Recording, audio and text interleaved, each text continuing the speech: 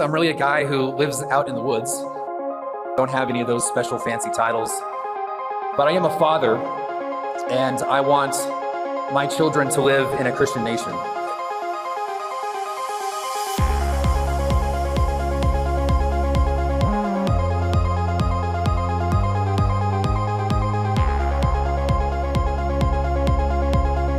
And I want my children to live in a Christian nation.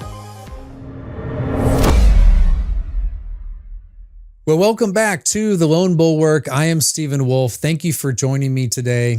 If you want to check out a video I just did or the speech I did at the New Christendom Press Conference, look at their YouTube page. It was on Home as Gift. I got a lot of really good feedback and positive feedback on that. It's sort of an interest of mine that some of you probably know about. But it was at home as gift. So it was not about domestic duties and other things. It was more like the experience of home. How do you create a home? How does this space become a place that we call home? Also homeland, hometown, all those things. So check that out.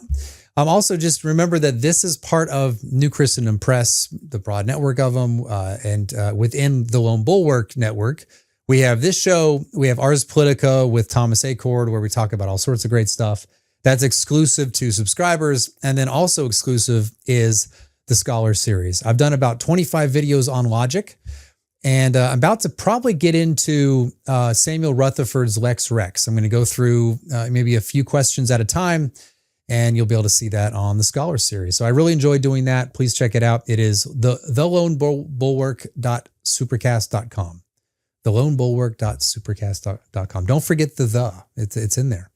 All right, so today, what I want to do is I want to talk again about Chris Gordon from Abounding Grace. He's a nice guy. I met him and I was on his show for about 2.5 hours and then had lunch with him. Really nice guy, really into baseball. It's pretty cool. And but he still annoys me. He still annoys me a bit. And maybe it's a bit mutual. I don't know. But he does these videos and I've responded to a few of them. And it's not because I'm picking on him, but it's because he brings on these guys who are the Two Kingdom guys, like the modern Two Kingdom guys. I am also a Two Kingdom guy. Mine is just the historic view and the consistent and coherent one.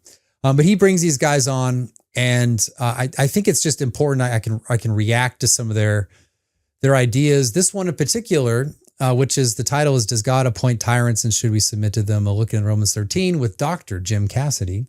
This one is going to give me the opportunity, I think, to criticize some of their views. I think there's a lot of modern Two Kingdom stuff happening in the background of this. And also, I just thought it was something that I could clarify some things and perhaps correct. Now, Dr. Jim Cassidy, I didn't know he's a doctor. Now I'm getting all nervous. But he and I have had our run-ins in the past, and I think it was on Facebook. I said some things and people got mad. I don't know. I don't even know the guy. I just know that he said some silly stuff on social media. But here he is, and this is not bad, but I think there's some confusion. I think what happens a lot of times is you have people who are theologians, and now like they've spent their life studying, theology proper or whatever, soteriology, and now everyone's just talking about politics. Everything's about politics. The denominations are talking about politics. You got this study committee thing from the PCA. Everyone's politics. Which, is great. I would actually prefer theologians to stick to theology and leave the politics to others, but everyone's talking about it. And so what I think happens is they just don't really kind of know what they're saying. I know it sounds arrogant, but I'm just saying that most of these guys have not read the political tradition and their view of politics, that they could get by. They could get by as just your mainstream conservative. You watch Fox, you don't like some of the fanfare, you don't like some of the flag waving, or maybe you don't like Trump, but you could be a basic kind of centrist conservative and get by and say all the right things. But in the end, when you actually get to the political theory or even the political theology of the past, not of recent debates, you start running into trouble. And I think that's exactly what's happening with a lot of theologians, including here.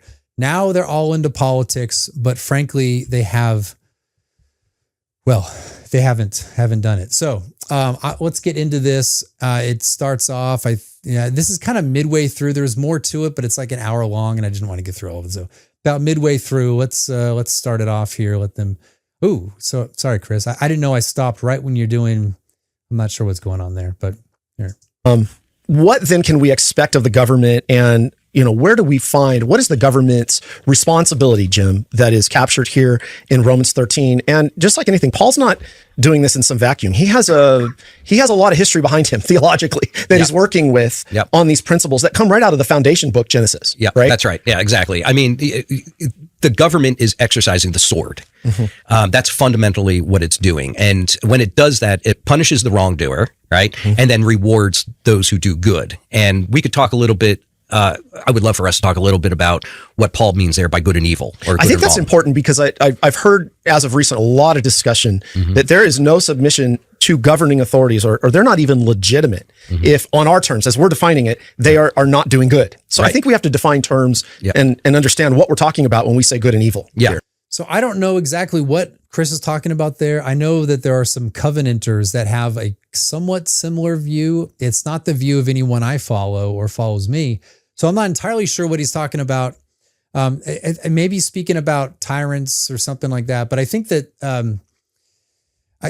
so for a tyrant, in order for someone to become a tyrant, where he'd then be rendered illegitimate, you have to have habitually do tyrannical things. Just like you become cowardly by habit, right? Or you become vicious in certain things by habit. Doing one of them does not make you vicious in those things. So a tyrant is someone who habitually does tyrannical acts, and or, depending on your view, strikes at the fundamental laws or the fundamental basis of civil society, and thereby they no longer become legitimate, and they become become essentially a usurper. They become akin to someone who is invading your country, right? So an invader of your country is someone who's coming from the outside to establish dominance over it. It's the same sort of person who's now become a tyrant. Now that person is no longer legitimate. That legitimacy is stripped from them, and therefore they sit in power as a usurper of that power. And that would be a tyrant. But anyway, I don't know exactly what Chris is saying. I've never said it. I think that if someone is not doing evil but not doing much good, I don't think that would be a tyrant. It would have to actually be striking at the fundamental goods of society. But so I'm not sure what he's talking about. But anyway, I'll leave that go. That's right. Yeah. So what I think, and I submit this as a proposal, and I'm happy to get pushback and change my view. So I'm open. This stuff is sort of a work in progress. Oh, good. But how I understand good and evil in Romans 13 is not moral good and evil. That's in view. Not saying that there isn't an overlap with morality or ethics, divine law, or what have you. But we need to understand that in the Bible, good and evil can be used in different ways, right? So I think this was a little confusing at first, and I think it's not well stated.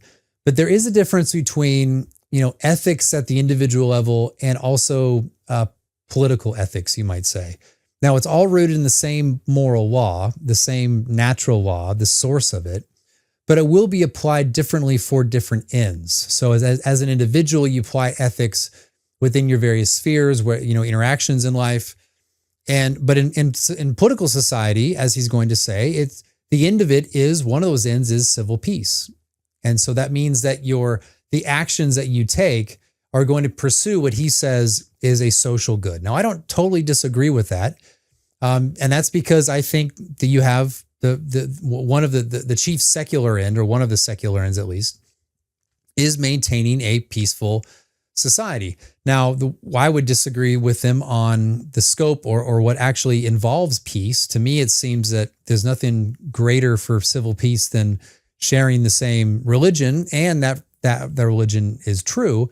And so it would seem to me then that actually, in order to have civil peace, you would want true religion and piety to be present. But anyway, so far I don't think he's wrong. But if this sounds confusing, again, he's not talking about ethics in particular. He's not saying that there are these set of laws and therefore like natural laws, and these all need to be enacted. He's saying actually the end of political government is something is a different application of that same law. I think that would be a better way to put it. So particularly in the Old Testament, it talks about, and this is really the translation of the older versions, it talks about the Lord doing evil, right, to this nation or to the city. Calamity. And that's what's in view there, right? Is sort of social or societal unrest or calamity, to use that language. And then good can also be used to talk about sort of a common grace, civil good, right? Sort of like acts of benevolence, one unbeliever towards another. When an unbeliever walks an old lady across the street, we would say that that's a civil good that should be rewarded, right? Not because he did a moral good, because he didn't. He did a moral evil. Right? Because unbelievers can do no good, right? Without faith, it's impossible to please God. It's not meritorious in the eyes of God. It's not meritorious in the eyes of God, and it doesn't even fulfill the law of God, right? In any way, because we understand, according to the law of God, that morality begins in the heart, right? So and it's impossible for an unbeliever to do a truly moral good, right, according to God's law, because his heart is not oriented towards the glory of God, right? So, all right, so let me just try to explain what he's saying, and dare I say, explain it a bit better. In the tradition, there's a difference between the substance of good action and that which perfects it or completes it. So the substance of good action is basically the outward action. That is the thing that you're doing. The action principally is an outward thing. And that thing can be good. It can be moral. That's why I think his use of the word moral is kind of strange here and inconsistent.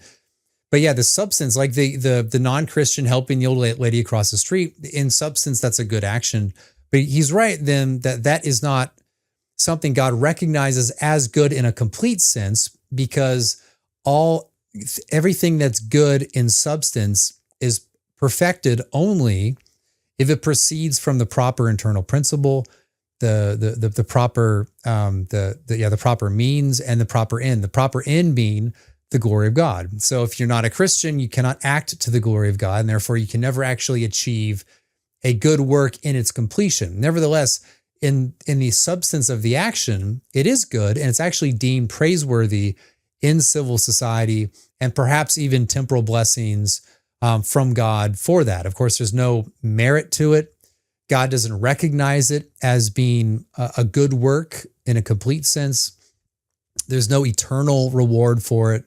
And yet we could say that it is good. And the reason he's saying this is that, well, we can have a society in which it is regulated for the good in a civil sense, right? It's not a spiritual sense.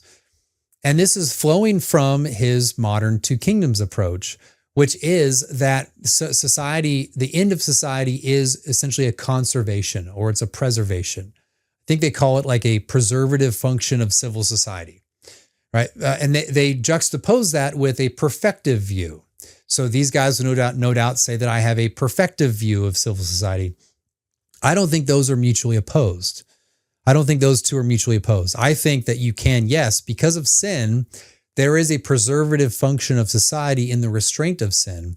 And yet in doing that, you can still orient the nation and the people to its highest perfect end. Now, you cannot achieve the perfection, but you can still point them to it. So I don't think you have to choose one or the other. It's a both and situation, but the modern two kingdom guys want to say it's only a preservative function of society. But that's what he's getting at. We can't actually legislate people to do the perfect good, because that's a matter of the heart. It's a matter of the heart, and you can't legislate the heart. Now, they're right about that. That's what everyone has said in pretty much the entire Christian tradition, that you cannot legislate these things. Certainly in the Protestant tradition, I've never come across a single Protestant, going all the way back to Luther, who said that you can legislate people to worship God, or you can legislate them to even have an internal rest on the Sabbath. You cannot legislate belief. You can't even legislate laughter. Imagine a law that says you will laugh, right? So I guess they could fake it. That'd be interesting. But anyway, you can't actually legislate that someone internally would have some sort of humor, right? So that's just basic stuff, right? So that's kind of what he's getting at. And yet I would say, but I mean, that distinction is important, because then you can say, well, the moment someone says like a blasphemous thing, it's you can't legislate because he simply has a belief. You can't legislate him out of that belief. You can't command someone to stop believing something on pain of some sort of punishment.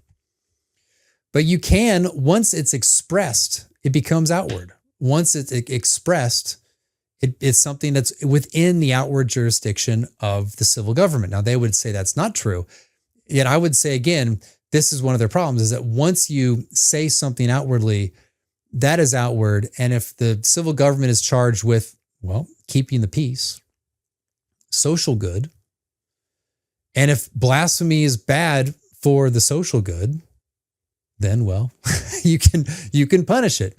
That's one of the kind of, I think, the ridiculous things about the preservative side of modern two kingdoms. They're all about, we got to preserve society, well, it assumes something that very few people in history actually believed.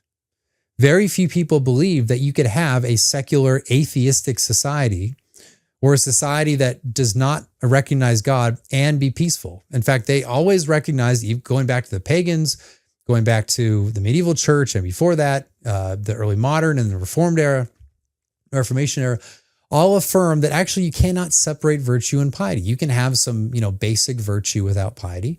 But in general, in mass, in a society, in order for there to be any sort of virtue, you also have to have an accompanying piety, right? So if you want civil peace at all, well, guess what? You need piety. And so that means that the state has an interest in piety. In fact, if God says to the civil government, hey, civil government, your job is to enact the civil peace.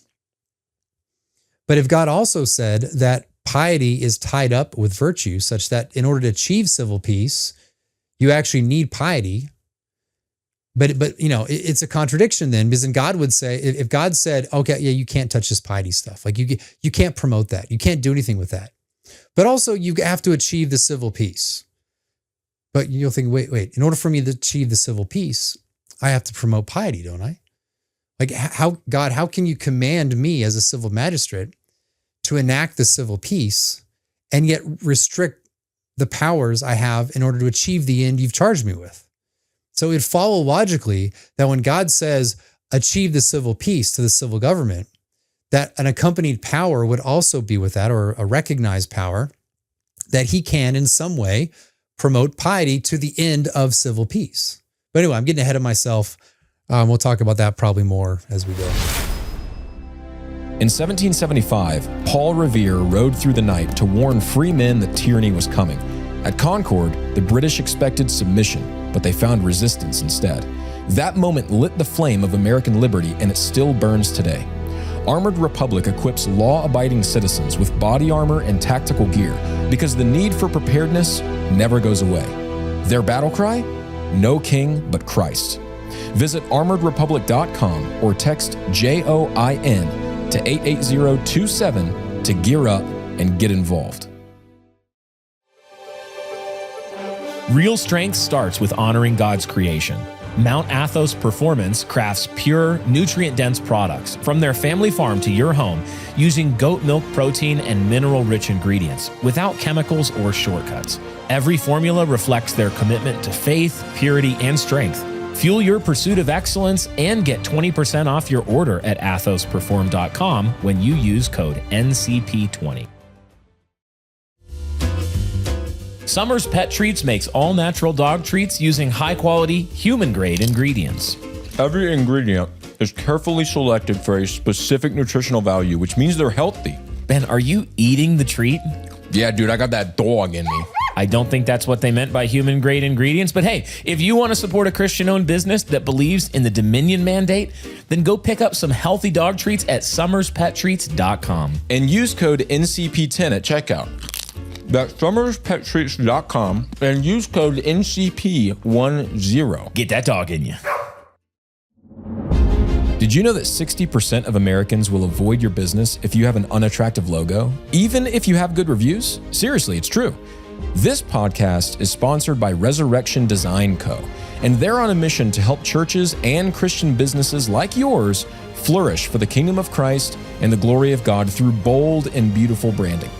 If you want them to design your website for free, be the first listener of this podcast to sign up for a brand identity package before the last day of this month. Just visit resurrectiondesign.co/bulwark. So there are ways in the Bible in which the words evil and good are used to describe sort of like civil tranquility, good, right? Or societal unrest or calamity, evil. And that's what the governing authority here, I think, is being called to either reward or punish with the sword, is social good and social evil. Because after all, I mean, Nero does not know the law of God, right. I mean, other than what's written on the heart, which he suppresses. That's right? A good point. Like, Paul does say in Romans 1 that they suppress the truth in unrighteousness. But All right, so Nero didn't know the law of God. That's true, but we do. We know the law of God. So I'm not really sure what the whole point of this. I mean, Paul in Romans 13 is just is explaining the abstract powers of the civil magistrate: promote what is good, suppress what is evil. Now, Nero at the time, certainly he didn't know, but if a Christian's in power, then he does know. So, I don't really see the flow of the point of that argument. Comes back. So I think the overlap's an interesting comment. How far is that overlap into? We believe that at least the first table is a specific kind of revelation to the covenant people of God that the state does not have. Right. So this comment right here, when I heard it, I was like, Chris, what are you talking about, man? When he says that the first table is a special kind of revelation, it's true that the 10 Commandments inscripturated in Scripture are part of a special revelation. But in substance, they're speaking to the same thing as the natural law. The first table is the principal part, the main part of the natural law. That is man's duties to God. All right. And I think actually Jim Cassidy does kind of correct him a little bit later. So I don't understand, because if what he means by special is this idea that the first table is a like adventitious commands, or it's just like a duty above reason, above nature, then that means man in his purely natural state, let's say a prelapsarian, pre-fall state, would have no duties to recognize his creator nor to worship the creator, right? It would require, in other words, so there's nothing about our Constitution as created that would demand that we acknowledge and worship God. I'm not even aware of anyone I don't know. I'm sure someone said that before, but in the Reformed tradition, that's not true. In fact, you cannot really separate. You can distinguish the two tables, but in doing that, you don't separate them, right? They are in themselves a complete summation or summary of the natural law. Right. So it's not as if that the first table was just given to the Israelites and that's it. And then with the end of the old covenant, now the first table is gone or doesn't apply, or now it only applies to Christians. No, it applies to everyone. Your pagan neighbor is under the same law of God as you. He is under that natural law, which includes the first table. Now, maybe Chris agrees with me on all that. Maybe I'm not understanding him properly, but I think this is kind of a serious problem. Then he says, well, the state doesn't have that, wasn't given to the state. Now there's I think we'll get into this a bit later. But he says that, but it seems to follow from his argument that it was only given to the people of God. And in that sense is adventitious or divine and is above nature, which is not the case. That's right. It just doesn't have. Now you could look at the second table and say that's what Paul is emphasizing in Romans 2 when he says the Gentiles by nature do the things written in the law, written on their conscience. I think you can look at the second table and see those things. Yeah, I think the reason why the argument I would use to this gets into a lot of Kleinianism now, right? So in terms of we like that. We speak Kleinian. That's going to blow up the combox. So. Yeah. Oh, good. Okay. Well, whatever gets the interest, right? So I mean, Klein talks about the issue of the two tables, and he says there's not really two tables, right? Sort of towards God and towards neighbor, right? That's divided there. It's actually one table with two copies, right? So, so to sort of divide the moral law that way is already we're in an area of sort of like but secondly, like how would we ever expect for Caesar, okay, to implement a law to require people under the old covenant to worship and to take rest on the seventh day? Yeah, this is a huge confusion that I've had to deal with. Oh, how would they? Well, by the very thing you've already stated, which is that there are outward duties.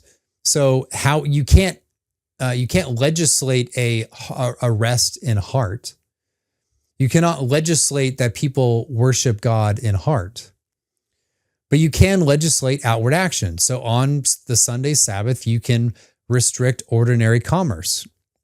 All you're doing is you're freeing up such that people don't have the sort of distractions that we all have today from, from commerce, from these ordinary things of life. We set apart a day, and that's all a matter of outward action. Again, you cannot legislate people to worship God. You cannot legislate people to rest in heart on the Sabbath. Just as a preacher can't legislate that they listen to him. They're in there, they're staring at him, but they're thinking of something else. Right? You can't legislate it. So anyway, I think it's as simple as that. Now they say, well, the state can't do that, but at least it resolves what they're claiming right there. It's outward action. It can be regulated. All right. Always, I can't understand that. Yeah. Like, how would they enforce the regulative principle of worship? That's right, because the first the table of the RPW, law, right? Like, yeah, it all has to be a do with worship. disaster. But then, Well, I think so. How can they regulate, say, the second commandment? Okay. Now, this is where I think we'll get into another dichotomy later, but this is where there's some confusion, where pretty much everyone in the Reformed tradition, you can see in the 1590s, you can see with Daniel, you can see with Keckerman, Althusius, and later, that the civil government has to apply prudence to the situation. So the characteristics of the people matter, right? So if you are, let's say you're in Massachusetts Bay Colony, it's 1640. Generally speaking, people agree on the second table stuff, but also on the second commandment, that is how to worship God. Now, there were disagreements. Roger Williams said that you can't take oaths and all that. So there were some issues there. But in general, people came to Massachusetts Bay Colony wanting to establish a congregationalist colony. There was general agreement on that. So in that situation, a civil magistrate can actually enforce the second table and the second commandment, because in that situation. Now, if you're in a more diverse society, which was true of the old world, even in that time, and most places in Europe, then eventually people realized, in fact, they realized very early on in the 16th century that actually we need to extend toleration and religious liberties to people who have divergent views. Now, you can have a sort of established church that receives special favor from the government, but it creates way too many problems when we start, denying these people their own congregations. And also they said, look, a lot of these guys, we have disagreements, but they're not heretical. They're not non-Christians. They're not, like heterodox Christians. This is the same thing with Baptists in the 17th century in New England. They said, hey, Baptist, we think you are true Christians, but we're not going to let you establish your churches, but you can be in our churches. I've talked about this before in the video. So in other words, there were prudential applications in the application of the first table, given the characteristics. Like if there was a colony, a Presbyterian colony that went to Mars, there's 1,000 people, and they show up and say, look, we're going to do things according to the Presbyterian way. And so we're going to have things this way. And the civil government enforces that for all people, everyone who wants to come here, go to Mars. And because they have, again, they have the composition of the people to do it. So it's a matter of applying prudence to the situation for the best end, to that end of virtue and piety. then you have to have, this is the whole thing. This is the other option. The only other logical option I could think of is establishmentarianism, right? Because you need to be, if Caesar is in charge of rewarding law keeping, God's moral law keeping, and punishing God's moral law violations, then he has to establish issues of worship, sacraments, how the word of God is to be preached. I mean, it's about as intrusive of a government as you could possibly imagine. Well, this is where you have this false dilemma here. And I think this was rooted in a lot of the political debates of the last several decades, where you have on one side, you have kind of I don't even know what they were before the Modern Two Kingdom came out. But you also, on one side, the other side, you have the theonomists, the Reconstructionists, these guys. And there's differences among that camp, of course, but they had a more of an absolutist notion of law. This is right. This is what's in God's law and scripture. It ought to be enacted. There's not, you don't see it as, you do see a little bit of it, but there's not as much this idea that actually there's an end of government and there's a law of God in terms of the principles, and you have to craft the means such that the law achieves the end in light of the circumstances. That's my position. That's the position of classical Protestantism. That's the position of most of our spiritual forefathers. But this dichotomy between this like secularist preservation idea, which comes with it, Van Drunen affirms multiculturalism, secularism, essentially 1980s conservatism. And on the opposite side, you have establishmentarianism, by which he means everything that is right according to the first table absolutely must be enacted. Boom, boom, boom, boom, boom. And that's his job.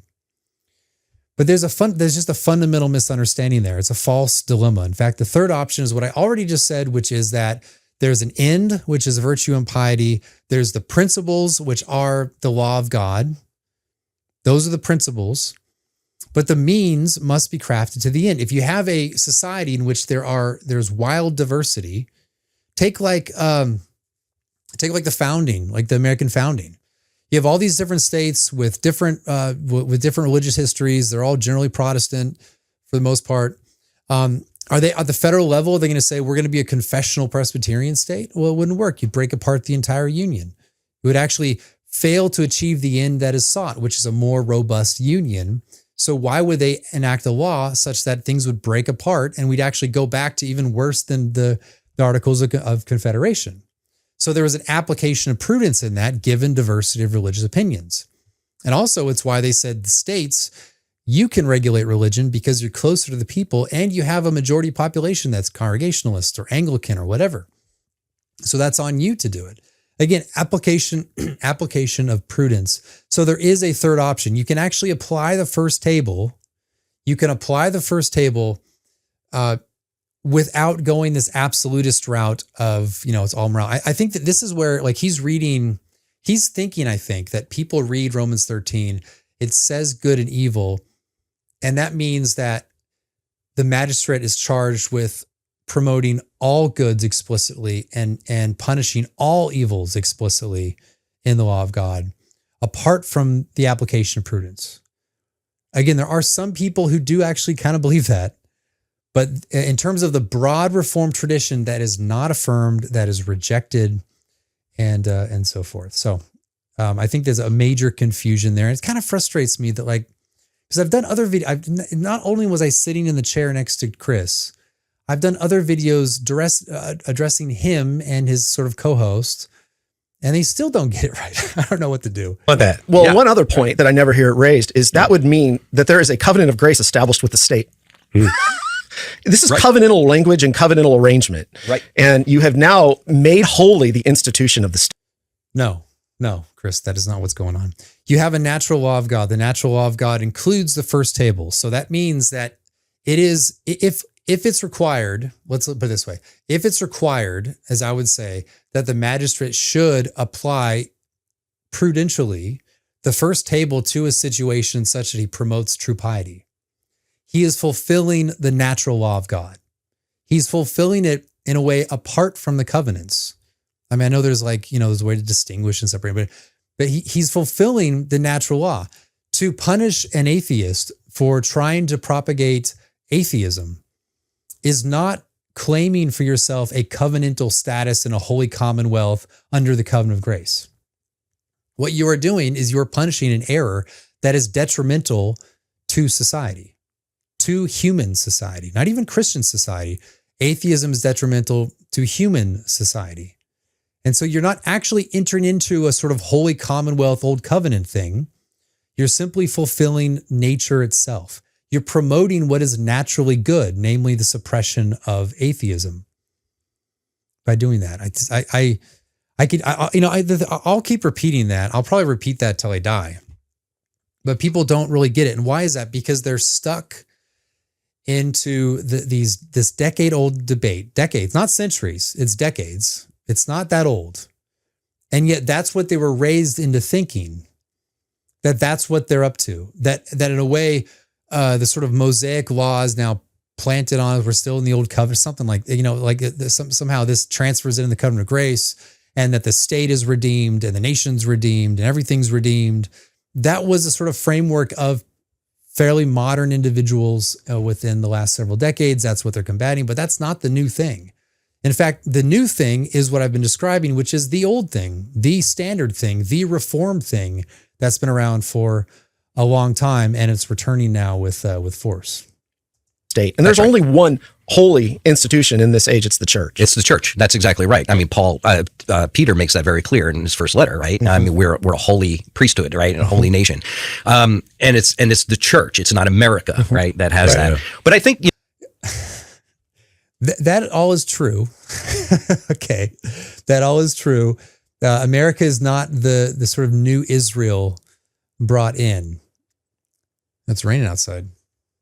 Nevertheless, the natural law still is in force and all that sort of thing.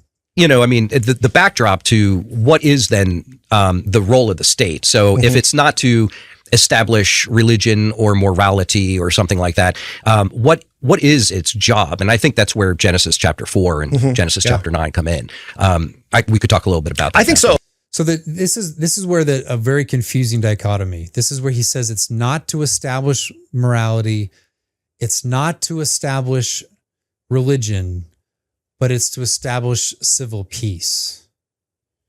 You see how that's the separation, and I've accused these modern two kingdom guys of separationism for a long time, because that's what they do. In order for their system to fit, to be coherent, they have to begin separating things that could be distinguished, but they separate them in ways that sometimes make absolutely no sense.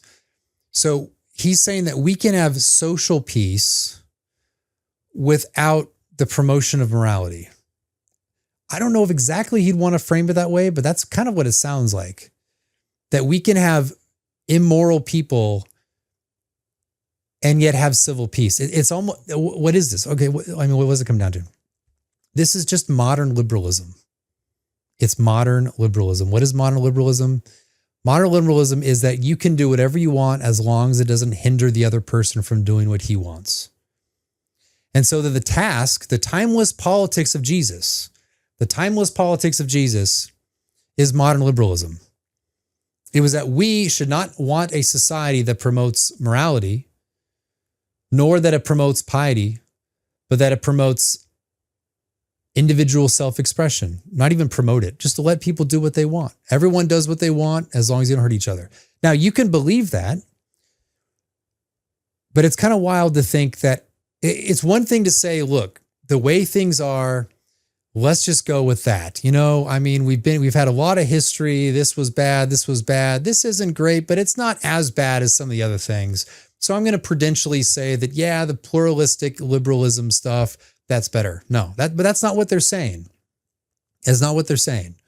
What they're saying is that the timeless politics of Jesus is modern liberalism. That's it. It's not a prudential argument. I don't agree with the prudential argument.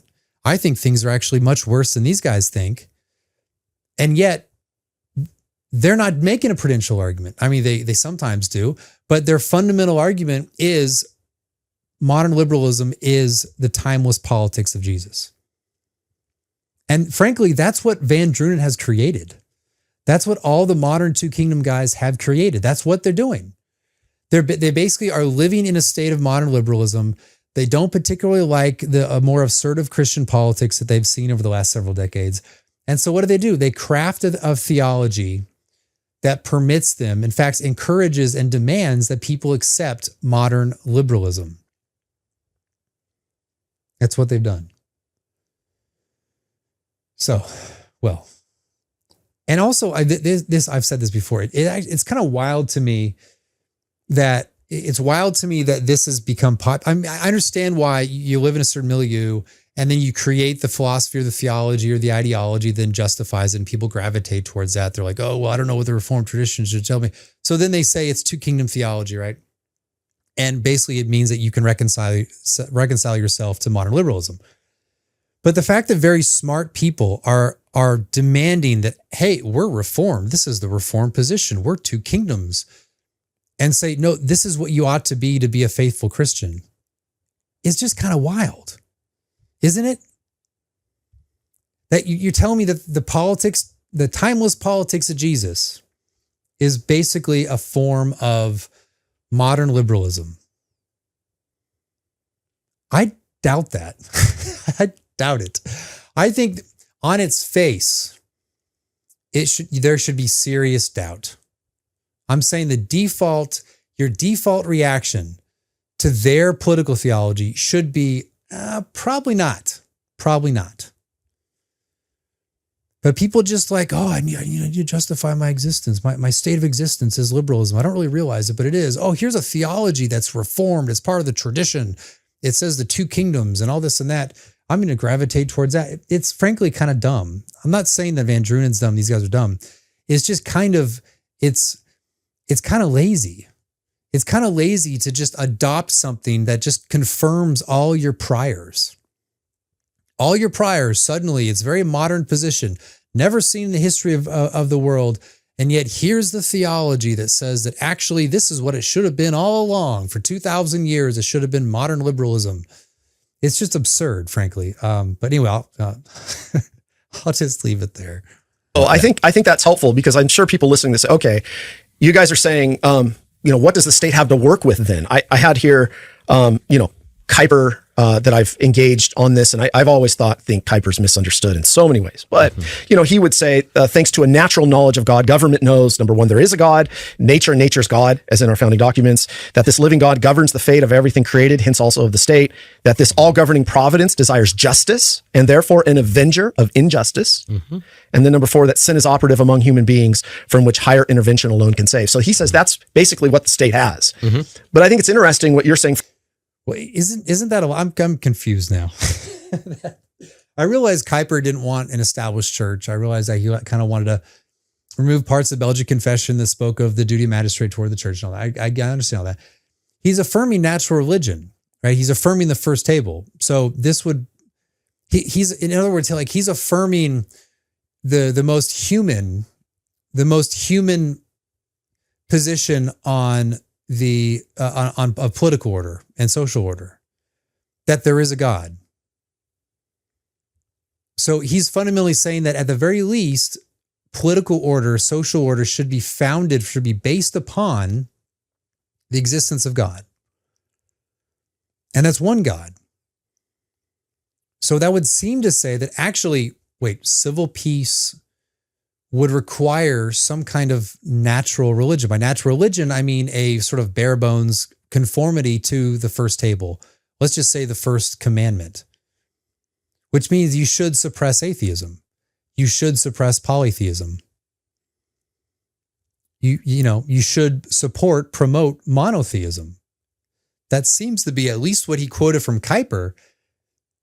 That should be their position, but they don't affirm that. In fact, they want to say that actually the governments and society as a broader unit, I don't mean just individuals, but society as a whole, as a collective entity, neither the nation or society nor the civil government has cognizance of the first table, which would include the first commandment. Kuyper is actually affirming that. So Kuyper is actually very consistent in a way with some of the founders. Some of the founders, they want to promote Christianity, but they affirmed the law of nature, nature's God. They still believed that you had to have some kind of theism in order to have a proper, peaceful civil society. Anyway, again, if you understand the natural law, if you understand the two tables, you understand those distinctions, you understand that those are natural, you understand that civil society has to be grounded upon, at the very least, the first commandment of the first table, then it would seem to flow that actually the civil government does have an interest in piety. It does have an interest in promoting piety. All right. From Genesis 4, there's sort of a specific scope and mandate given to the state that's really captured in the foundational book. Yeah, that's right. That's exactly right. So I'll just read if it's okay, Yeah, the relevant passage. So this is Genesis chapter 4, verse 8. Cain spoke to Abel, his brother, and when they were in the field, Cain rose up against his brother Abel and killed him. Then the Lord said to Cain, "Where is Abel, your brother?" He said, "I do not know. Am I my brother's keeper?" And the Lord said, "What have you done? The voice of your brother's blood is crying to me from the ground. And now you are cursed from the ground, which has opened its mouth to receive your brother's blood from your hands. When you work the ground, it shall no longer yield to you its strength." And then here's the key part, verse 12b. "You shall be a fugitive and a wanderer on the earth." Now, at this point, verse 13, Cain protests the punishment, right? Cain said to the Lord, "My punishment is greater than I can bear. Behold, you have driven me today away from the ground, and from your face I shall be hidden. I shall be a fugitive and wanderer on the earth." And this is where Cain's protest really hits its point. "And whoever finds me will kill me." Okay. So he's afraid of going out from the garden, Eden, out from underneath the shelter of the Almighty, right? And his protective wing, and to go out into the common realm where there is going to be both believers and unbelievers, but mostly, as it seems, unbelievers, because he's afraid of the bloodthirsty people of Nod. Right. And then this is. So what he's describing here is, so obviously the biblical story, but this is like a sort of state of nature narrative. All right. So the state of nature is a fundamental, at least in early modern political thought, and I think it's earlier than that, but state of nature is this idea of the state of man prior to civil government. And so there's varying views of what that state of nature would be. And so you have Hobbes, you have Locke, you have Rousseau. They all have their various descriptions. Locke seems to be a little more optimistic, and yet still says there needs to be civil government. Hobbes is more pessimistic about man in that state, the whole war of all against all, the nasty brutish short sort of thing. So there's a state of nature. So what he's describing here as a state of nature is in a way very Hobbesian. I'm not saying he's Hobbesian in a total political thought, but it at least sounds like what he's getting at is the state of nature post-fall is Hobbesian. And yet it's not Hobbesian because Hobbes would say that then people come together and they form a civil society, right? So that they notice that as individuals or even as a group without civil power, some sort of acknowledgement of an authority, we're just going to kill each other. That's kind of a simplistic understanding, but anyway, that's kind of what he says. Locke actually thinks that there could be some cooperation, but then from that arises inconveniences, and you can read Second Treatise on Government for all that. But yeah, he's describing a state of nature in which everything's red in tooth and claw, and there's actually no sort of urge. I think, from what I could tell, there's no fundamental impulse towards civil society such that you would create civil government and acknowledge legitimate authorities. So what I like to say is that in the Reformed tradition, from what I've read, the general consensus, I think, there's a lot buried in Latin I haven't seen, but the general consensus is that political society is natural to man as man. So you'll see this in Deneau, you'll see this in Keckerman, you'll see this in Althusius. You'll see it in Rutherford. Rutherford's first question basically says the civil society is a sort of natural thing. We can get into the technicalities of natural, so I understand the differences if some of you guys do. But and then later on you see this as well. And there's a sort of people are oriented to forming civil society by their very nature. And by nature doesn't simply mean fallen nature. There's even discussion, if you read Keckerman or Deneau, which should be out in hopefully the next few months, those two books, they'll go through the various options because it's actually a pagan origin where they thought that actually people were going to kill each other, so they brought everyone together.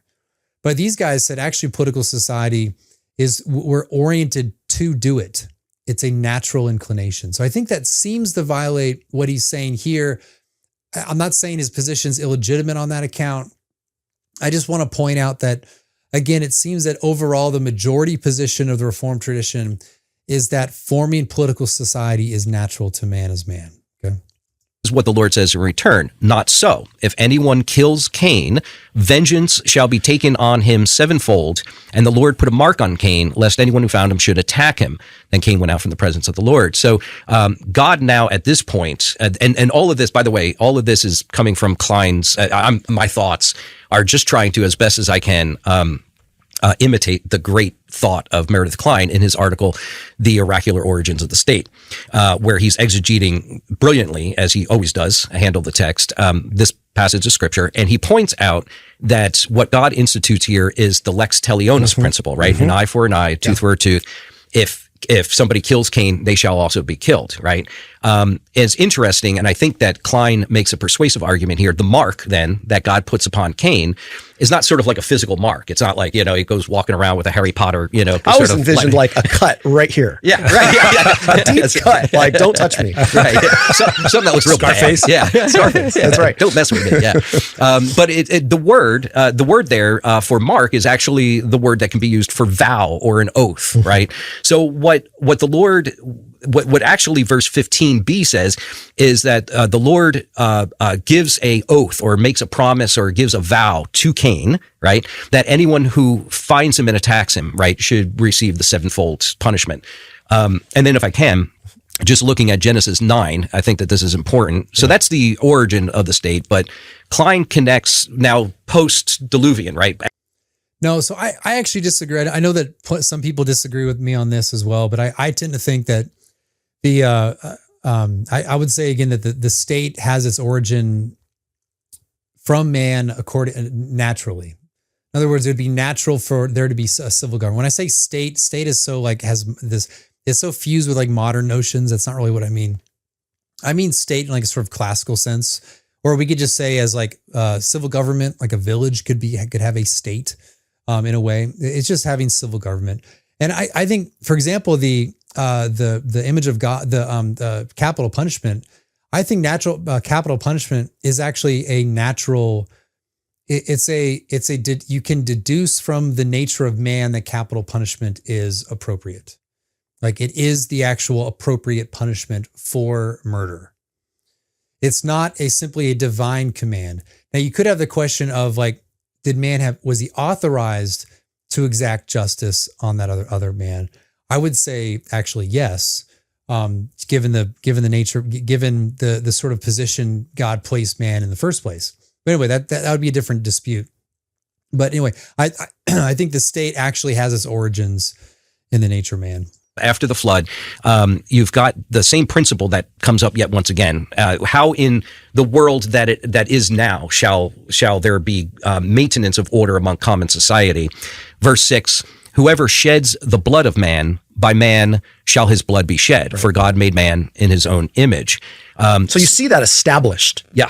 Already in Cain, and it coming out post-flood. That's right. Yeah. Same established principle. Yeah. Reestablish the lex talionis principle. And I think it's important to note, Kline doesn't say this. This is sort of my contribution. I think maybe it's a dumb one. Let me know. I won't be offended.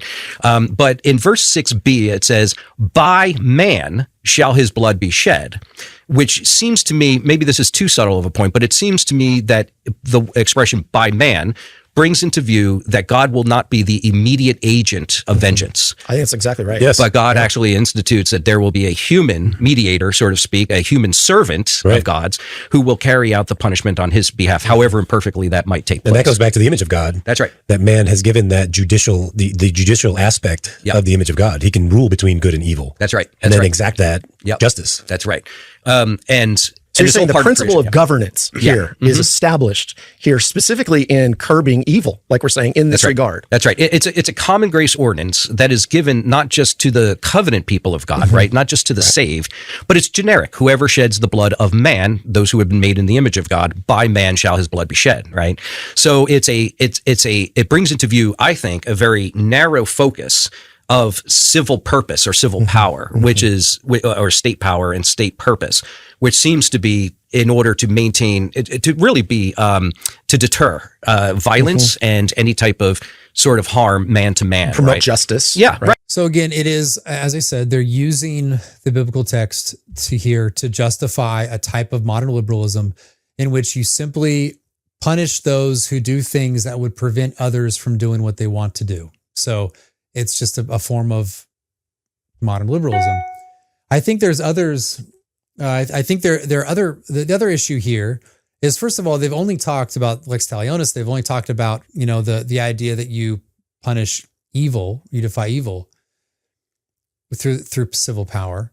This actually for some theonomic libertarians, and I don't like that term, but this actually sounds a lot like that. Now, the root of law would be different for these guys than a regular theonomist.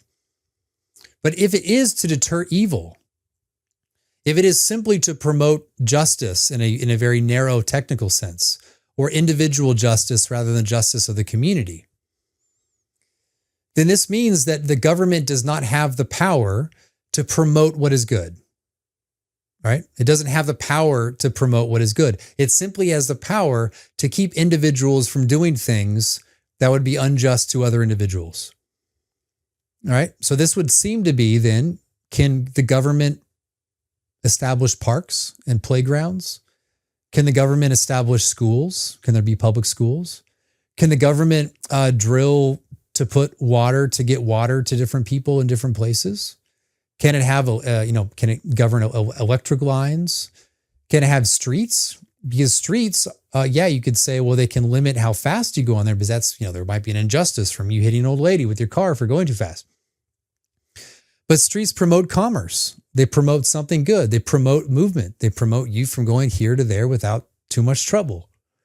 So there's all sorts of things that the government does that, at least in intention, you can be a libertarian who doesn't believe that, they promote what is good. And in fact, that serves the end of society, which would be a sort of civil peace. Can you have civil peace when you don't have a sort of functioning commercial sector?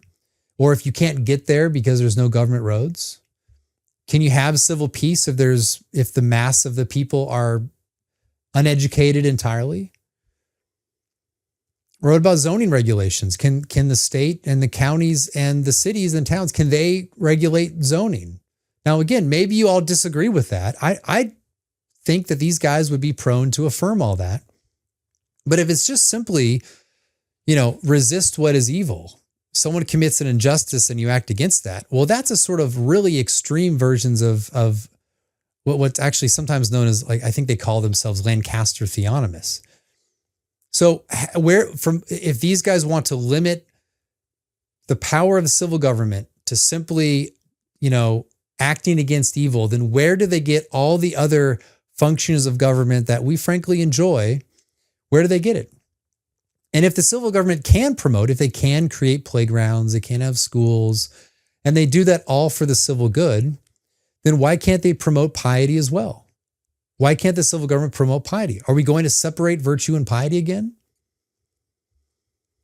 If you need a virtue, if civil peace requires a virtuous citizenry, as of course our American founders thought, and as many, or not most of the American founders, if not all, American founders affirmed, in order to have a truly virtuous society, you need a religious society. You need a pious society. Why can't they then also promote piety in some form that is appropriate given the circumstances? So I don't know. It seems to me that they are committing themselves to a sort of radical, almost anarchical state where the magistrate goes around going after certain people. It's not even anarchical. It's just modern liberal. I keep thinking this is libertarian. It's not. It's just a form of, like, maybe reduced government modern liberalism. So. Right. And justice really is defined by, I think, the lex talionis principle. What is justice? I mean, justice today has become just about everything that can happen Whatever in society. I like is justice. Whatever I like is justice. And if I don't get it, it's unjust, right? Exactly. And so justice is very narrowly defined, it seems, according to these passages, where there is an equal eye for eye situation that occurs. That's justice. When there is no eye for eye, there is injustice, right? So, I mean, I just end up repeating myself. But again, if justice is that narrow and that determines the bounds of civil power, then all those other things that we've mentioned, the government cannot do. Like, so this is what they're trying to do is create a political theory or political theology that prevents someone like myself from saying, actually, they should promote piety. But in doing so, they've limited the government to the point where it can't promote anything at all. It can't promote what is good. It can't do all these things that I'm assuming all three of those guys would want the government to do, or at least could do in principle. So it's kind of a mess.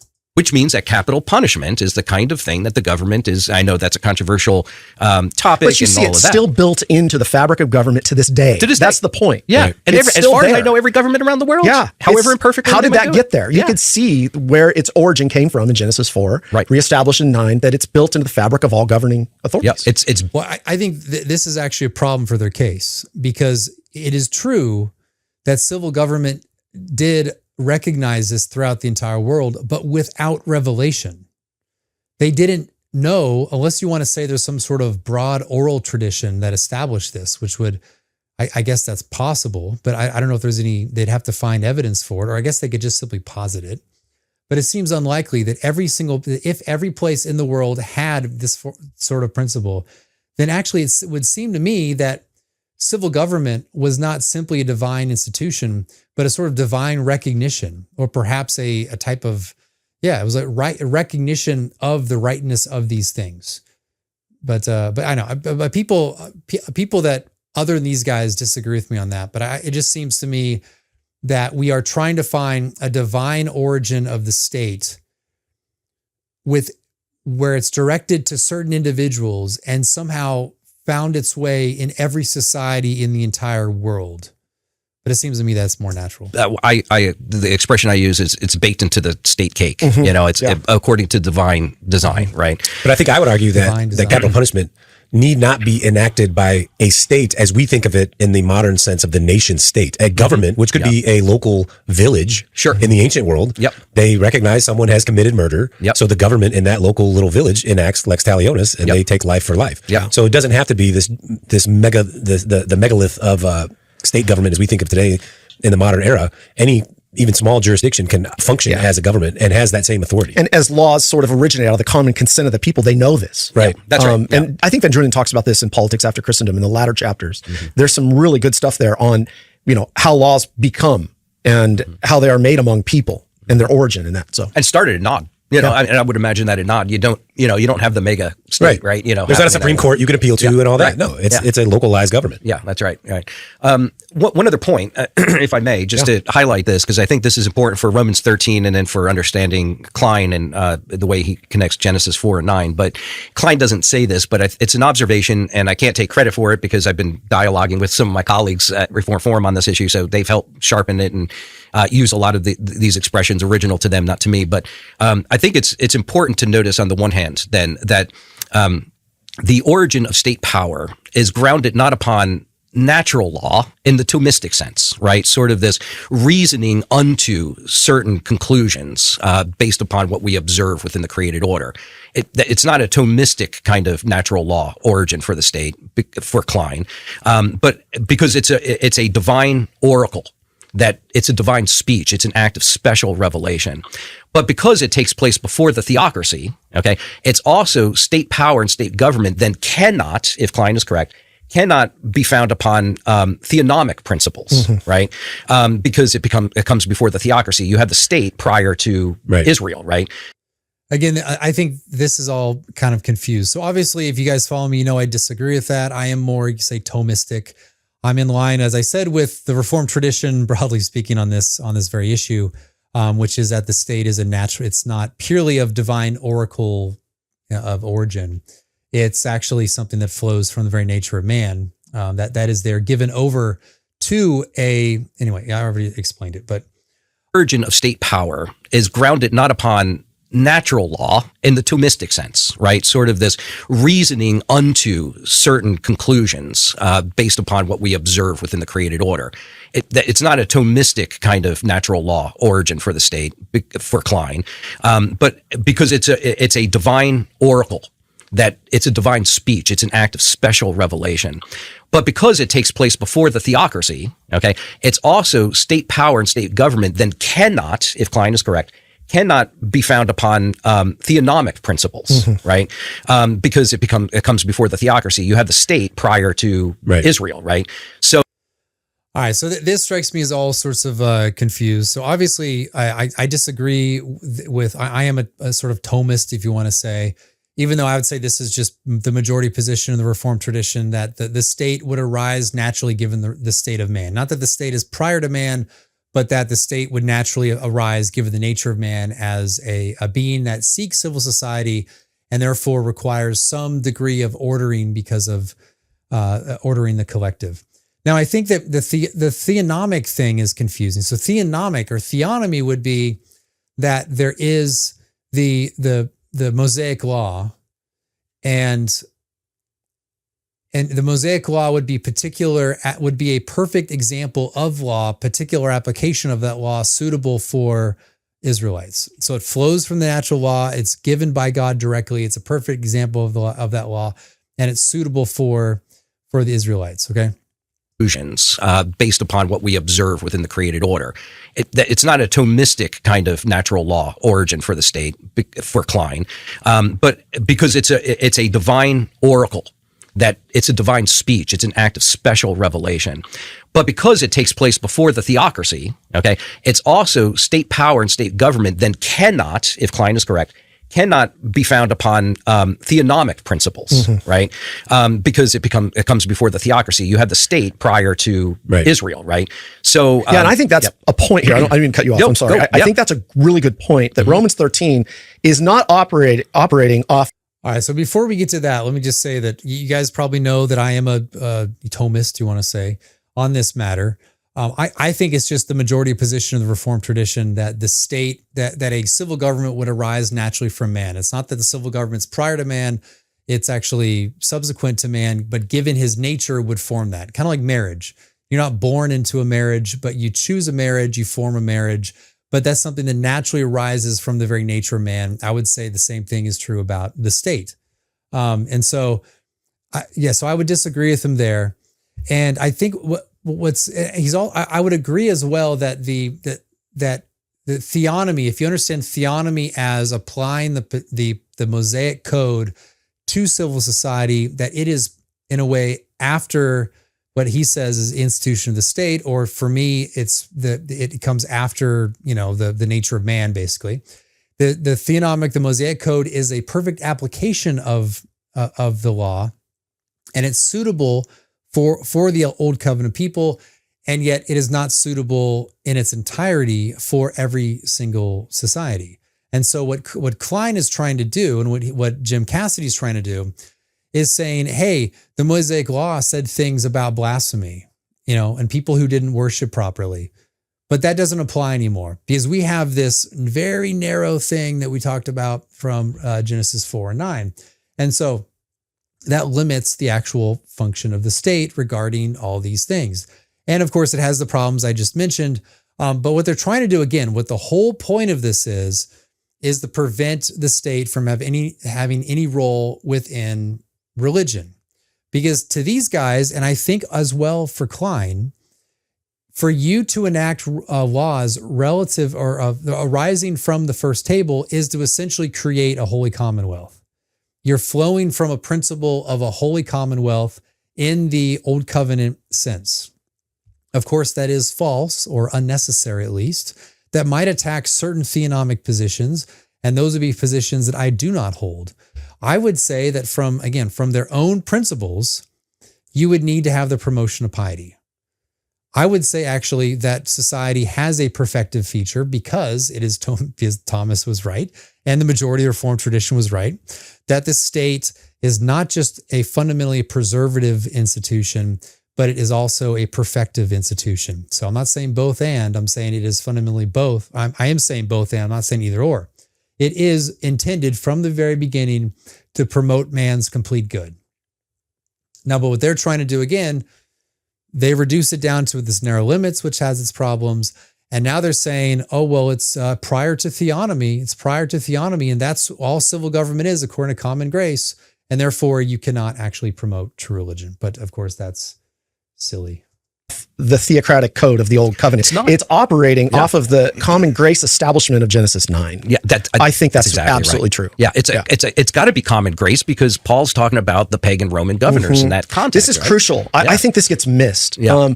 I don't think if you make that distinction, you're going to really mess up Romans 13. That's right. You've got to go to Genesis to see what we call the common covenant that's made there that includes the lex talionis upon which Paul's working with. Right.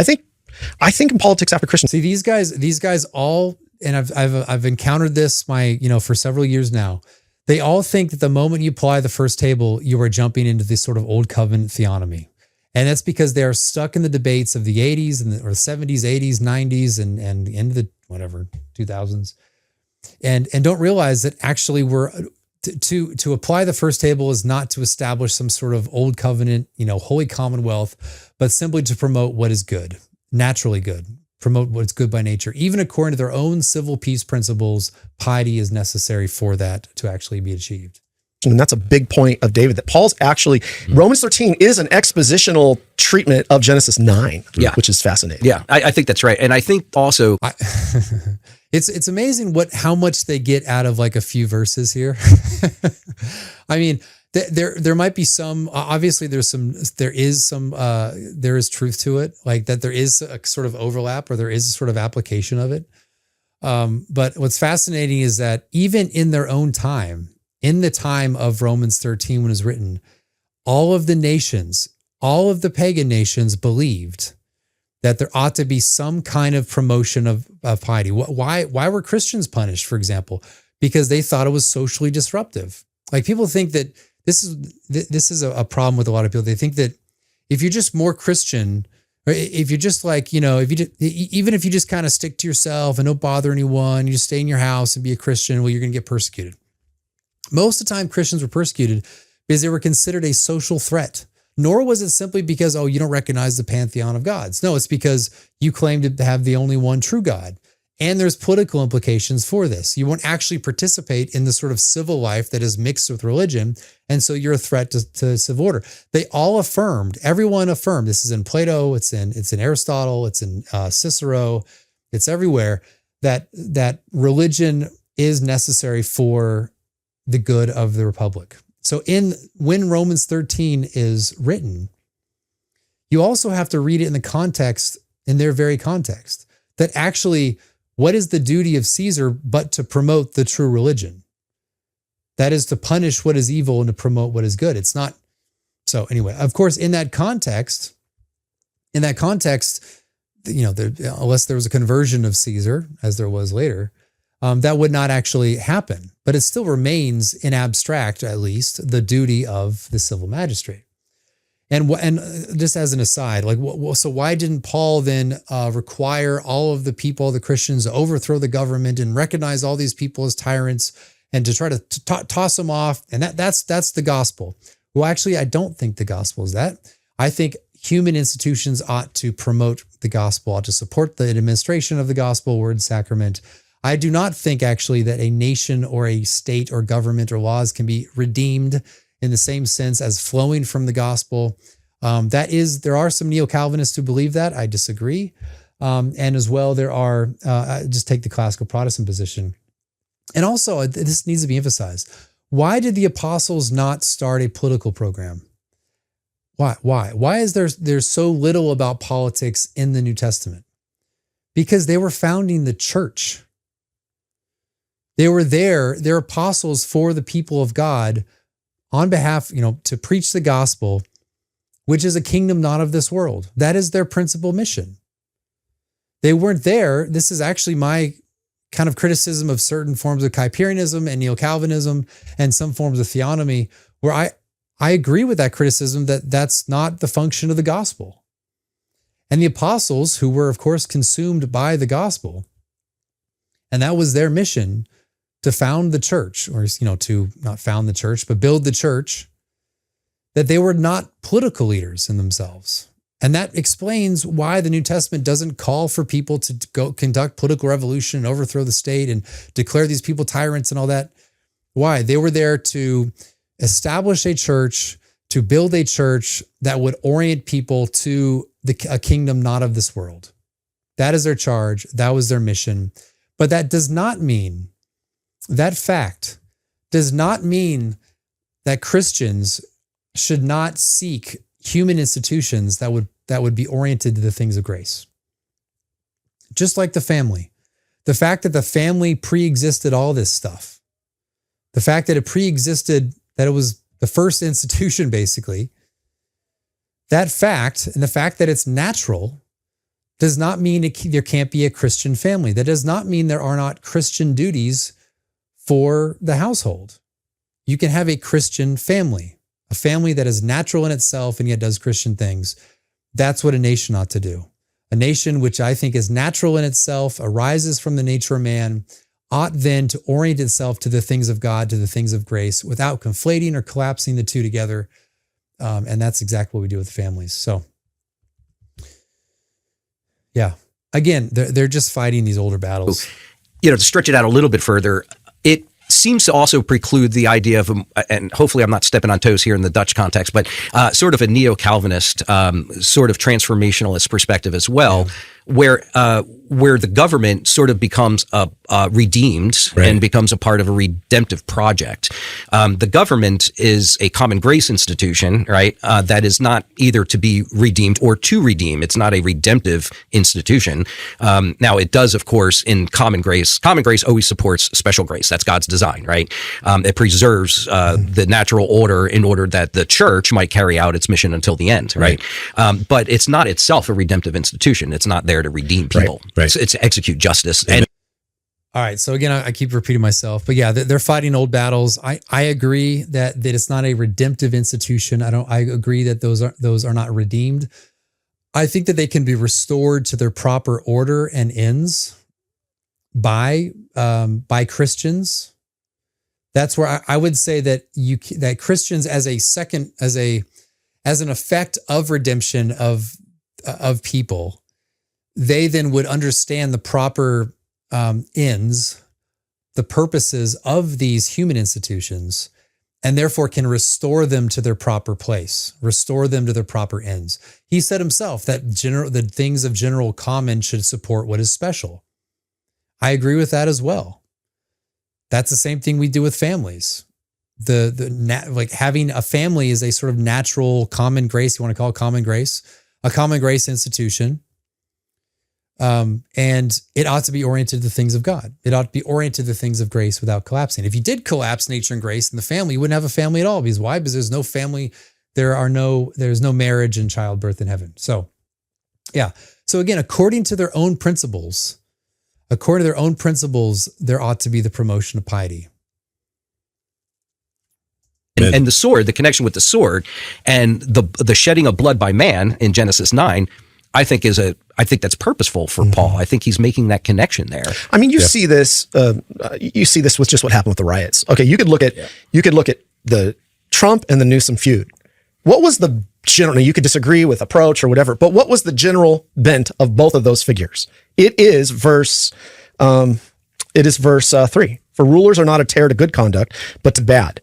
The thing's been put out so far as we know. I don't know the degree at which it's still going, but is it still going strong? Well, Saturday, as we record this, is the day of protest across the country. Well, so I'm sure it'll stoke up again. Yeah, it'll probably kick up again. But what is the drive of government? It is to put that out. Yeah, absolutely. That's the general. It should be the drive of government. It should be. Now, I'm not saying it all. You may have some figures who may end up liking anarchy or whatever, but it wouldn't be the first time that the government promoted or even caused civil unrest. I know. It's true. Yeah. But I think this passage is presenting a positive view. This is the general drive put into all governing authorities to curb evil in society. Yeah, and which really is defined by the idea of calamity and unrest, right? I mean, in this world, by God's common grace, the government is used in parts to maintain civil and societal peace and order. Yeah. And so in my prayers, when we pray for the government, that's what I pray for. I don't pray that this bill be passed or that bill be passed or this one fail or that we have a Christian elected into the office. I pray make them competent